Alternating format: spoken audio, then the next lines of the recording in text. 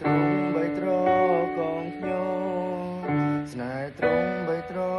កងខ្ញុំក្តីស្រឡាញ់ក្រមក្រក្តីស្រឡាញ់ក្រមក្រទៅជាអ្វីទាំងអស់ដល់ខ្ញុំជាអ្វីទាំងអស់ដល់ខ្ញុំជាអ្វីទាំងអស់ដល់ខ្ញុំព្រះអង្គគ្រប់គ្រង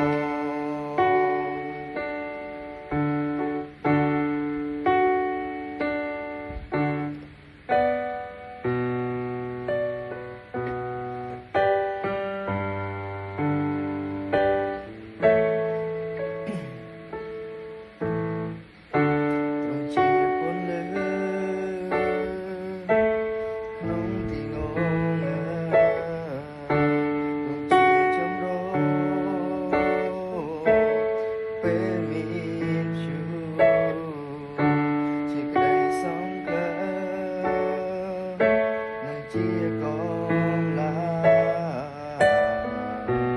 ថ្វាយដែលខ្ញុំទៅ